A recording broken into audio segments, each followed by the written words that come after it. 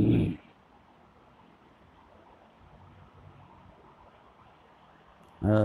Allah.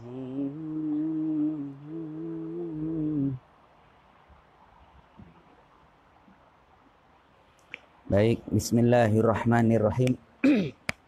Assalamualaikum warahmatullahi wabarakatuh. Bismillah, alhamdulillah, la haula wa la quwata illa billah, wassalatu wassalamu ala rasulillah Sayyidina Muhammad ibn Abdullah wa ala alihi wa ashabihi wa man tabi'ahu wa wala amma ba'du. Para jemaah sekalian, bersyukur kepada Allah masih diberi kesempatan untuk sholat berjamaah, sholat zuhur. Semoga ibadah kita diterima oleh Allah Subhanahu wa ta'ala. Para jemaah, pada kesempatan kali ini saya akan membacakan kutipan dari kitab Arba'in Nawawi berkaitan dengan fadilah istighfar atau keutamaan membaca istighfar. Kanjeng Nabi Muhammad SAW mengingatkan bahwa manusia itu tempatnya salah. Kullu bani Adam khata'un. Semua manusia, apalagi atau perempuan, khata'un itu tempatnya salah, selalu berbuat salah. Tetapi wa khairul khata'in, sebaik-baiknya orang yang berbuat salah adalah at-tawwabun, orang yang bertaubat, orang yang mengaku salah. Karena itu mengapa kemudian saya sampaikan mengaku salah itu indah. Mengaku salah itu baik. Karena kalau sudah kita mengaku salah, maka insya Allah kita akan bertobat, kita akan baca istighfar. Nah, sama dengan baju saya ini. Kalau ada yang bilang, Pak Kiai itu bajunya kotor. Mana? Ini. Oh iya, kotor. Kalau saya ngaku kotor, saya cuci. Tapi kalau kita mengatakan, Kiai bajunya kotor, mana ini? Bukan, ini bukan kotor ini. Ini lukisan. Kalau saya merasa ini lukisan, nggak bakalan dicuci. Demikian juga kalau kita mengatakan Rabbana, ya Rabbana, aduh wahai Tuhan kami, zalamna anfusana, saya zalim, saya banyak dosa. Kalau ngaku dosa, saya banyak salah, wah itu tandanya orang baik, tandanya orang baik. Karena itu para jemaah sekalian, ayo jangan putus asa. Walaupun kita sudah banyak salah, banyak dosa, jangan sampai putus asa. Dalam Al-Quran Allah Subhanahu wa ta'ala mengingatkan, A'udzu billahi minasyaitonir rajim.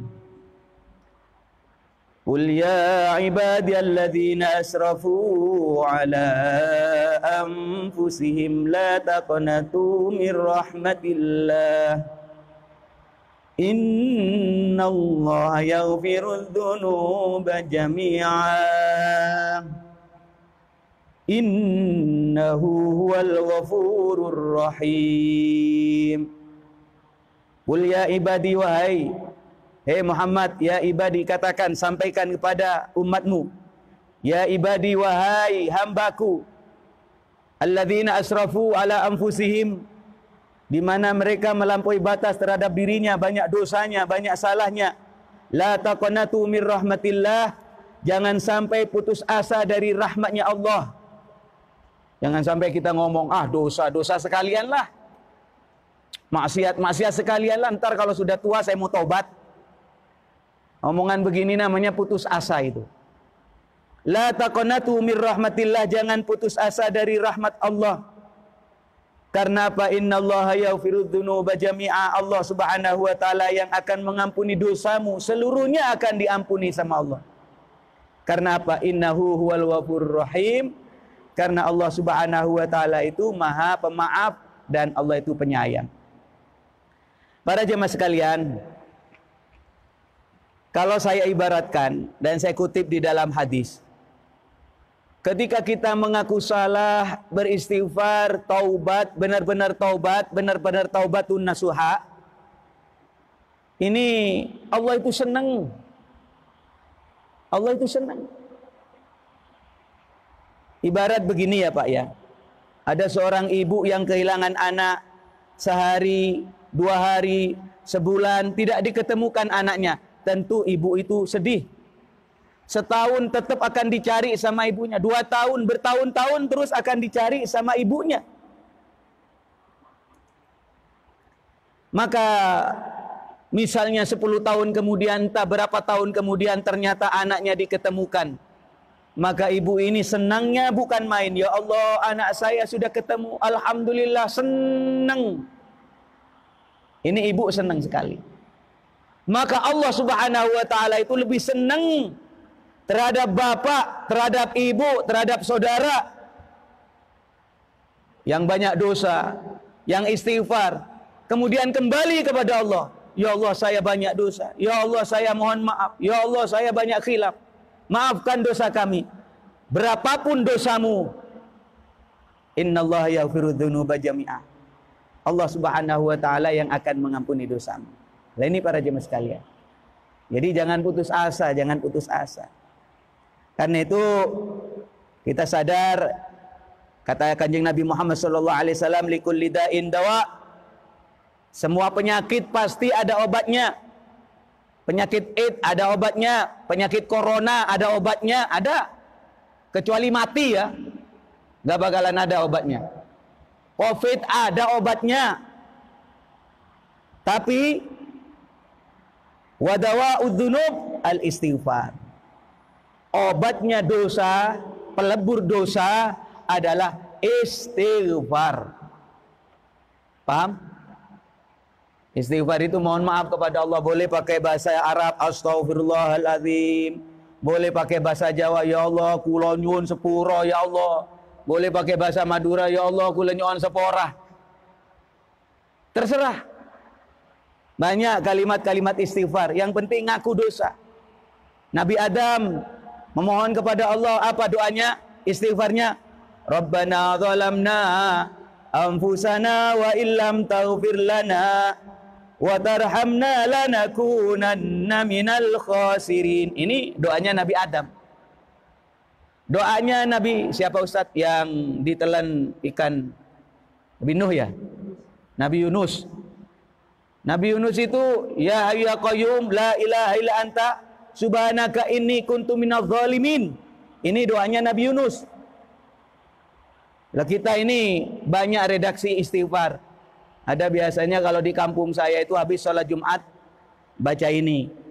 Ilahi las tulul firdausi ahla. Ya Allah, saya enggak pantas masuk ke dalam surga Firdaus. Wala aqwa 'alan naril jahimi. Tapi saya enggak kuat kalau dimasukkan ke dalam neraka jahanam.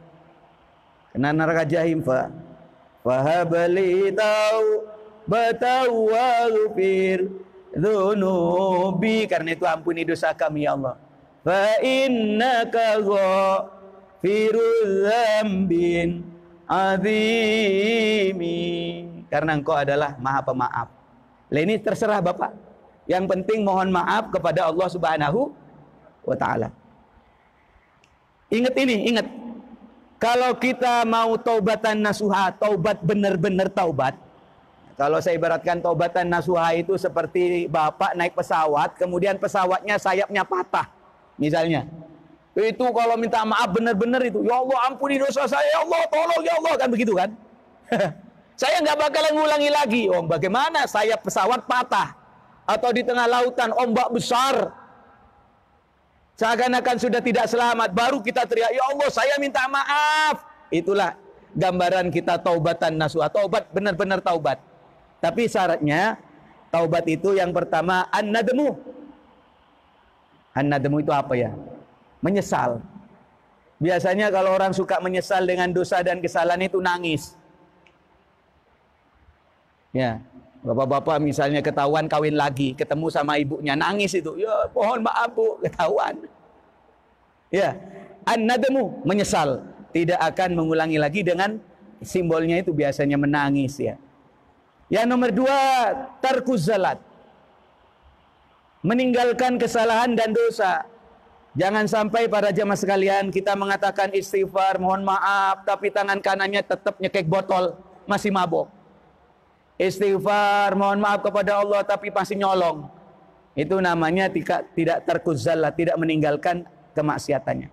Yang nomor 3, al-azmu alla ya'uda. Kita berniat untuk tidak mengulangi lagi. Begitu. Kapok sudah, bukan kapok sambel, kapok bener.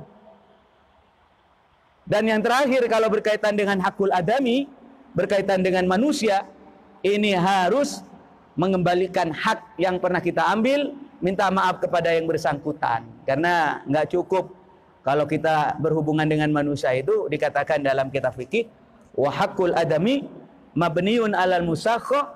Hak yang berhubungan dengan manusia itu hukumnya berat. Kalau dengan Allah istighfar, selesai. Dengan Allah minta maaf, selesai. Tapi kalau dengan manusia, ya dikembalikan dong sandalnya itu. Kalau kita pernah ngata-ngatain, ya mohon maaf gitu. Itu para jemaah sekalian. Terakhir. Bapak-bapak biasanya kalau suruh baca istighfar, kurang semangat kalau nggak tahu manfaatnya. Yang jelas, kita membaca istighfar karena diperintah sama Allah, mengikuti Rasulullah. Rasulullah itu sudah dijamin masuk surga.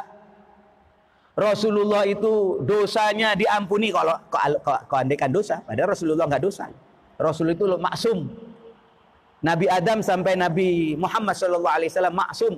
Ismatuhum kasairil malaika, seperti malaikat tidak pernah berbuat dosa. Kenapa kita harus baca istighfar? Selain diperintah sama Allah mengikuti Rasulullah. Rasulullah itu walaupun nggak pernah berbuat dosa, baca istighfar paling sedikit 70 kali. Istighfarnya benar itu. Istighfar saya kadang-kadang ngebohongin Allah. Astagfirullahaladzim, mohon maaf ya Allah, besok nyolong lagi. Astagfirullahaladzim, mohon maaf ya Allah, besok berbuat maksiat lagi. Tapi mohon maaf ya, Bapak jangan putus asa. Kok andaikan sehari, mohon maaf, kita berbuat salah, bukan sekali, 2 kali, bukan 10 kali, sampai 70 kali, tapi Bapak baca istighfar, masih tergolong orang yang tidak isror, tidak terus-menerus berbuat dosa, masih dimaafin sama Allah. Beda misalnya dengan masnya. Saya berbuat dosa ke sampean, saya getok kepalanya, teong. Maafin ya. Iya Pak Kiai. Kedua, teong. Maafin ya Mas. Ya saya maafin 2 kali. Ketiganya saya getok lagi kepalanya, teong. Saya minta maaf 3 kali. Ya tunggu dulu Pak Kiai, jangan ngelunjak gitu kan. Tapi kalau kepada Allah kita itu berbuat dosa, berbuat salah sampai 70 kali dan kita baca istighfar, masih dimaafin sama Allah Subhanahu wa taala. Dan ingat para jemaah sekalian, selain memang perintah Allah wa Rasuluh, orang yang rajin baca istighfar, biasanya kesulitan yang ia hadapi dikasih jalan keluar sama Allah. Allah kasih rezeki yang tidak diduga-duga. Jadi sekarang jangan ngomel mulu. Sekarang zaman krisis Pak Kiai, ekonomi sulit sana sini. Ayo orang Islam, jangan sampai lepas dari istighfar. Diam-diam jangan ngomel, astagfirullahaladzim, mohon maaf ya Allah. Lah ini janji Allah melalui Rasulullah SAW, orang yang rajin baca istighfar akan diberi jalan keluar dari kesulitan hidup yang ia hadapi. Wa razaqahu min haitsu la yahtasib, dan Allah akan memberi rezeki dari jalan yang tidak diduga-duga. Terakhir ini. Kalau hidup saya ruwet, hidup saya banyak masalah, hidup Bapak banyak persoalan, ditagih hutang, banyak persoalan, banyak musibah, keruwetan hidup, ruwet. Tolong perhatikan, jangan-jangan yang tidak kita baca istighfar. Karena ada keterangan begini, idza kasura dzunubul abdi, apabila seseorang itu dosanya banyak, falam yakun lahu minal amal ma yukaffiruha, sedangkan dia tidak punya amal ibadah, puasa, istighfar yang dapat melebur dosa. Dia nggak pernah ibadah, misalnya tidak pernah puasa Senin Kemis, nggak pernah puasa Arafah, nggak pernah puasa Syawal, nggak ada ibadah yang bisa melebur dosa, nggak ada istighfar. Maka ini, kalau dia orang mukmin, ibtalahullahu bil hazan, hidupnya akan susah.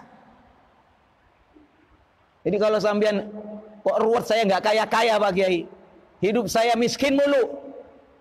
Ayolah ngaku, jangan-jangan Bapak ini banyak dosa, saya juga banyak dosa. Dan tujuannya kenapa dikasih kesusahan oleh Allah?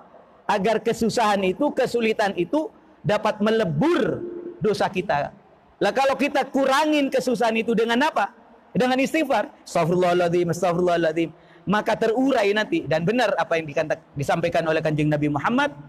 Kalau kita itu baca istighfar, akan dikasih jalan keluar dari kesulitan yang ia hadapi. Dan Allah akan kasih rezeki dari jalan yang tidak diduga-duga. Karena itu perbanyak istighfar ya. Mudah-mudahan bermanfaat apa yang saya sampaikan. Dan saya selalu mengingatkan, di antara hal yang menjadi solusi terhadap situasi sekarang ini, saya terus terang saja, sholat dengan begini nih nggak nyaman saya. Sholat dengan jaga jarak begini nih nggak nyaman. Karena perintahnya sawu sufufakum, luruskan dan rapatkan soft. Ciri umat Islam kalau sholat itu seperti benteng yang kokoh, rapat begitu. Lah sekarang ini karena unsur darurat ini, ayo mohon kepada Allah, mudah-mudahan segera. Dan ini kembali kepada pemerintah nanti. Kalau misalnya nanti sudah ditetapkan, oh sudah aman, karena apa? Karena sudah divaksin misalnya, nggak tahulah urusan pemerintah itu. Ya, tolong kembali kepada situasi yang awal. Tapi kita jangan sampai diam, melongo, kebingungan, jangan. Perbanyak istighfar, perbanyak baca sholawat, perbanyak sedekah. Insya Allah hal-hal ini dapat memudahkan rezeki kita dan kehidupan kita. Demikian Bapak dan Saudara sekalian, mohon maaf walaupun satu kalimat, semoga ada guna dan manfaatnya. Dan dari kami mohon maaf, wallahul muwaffiq ila aqwamit thoriq. Wassalamualaikum warahmatullahi wabarakatuh.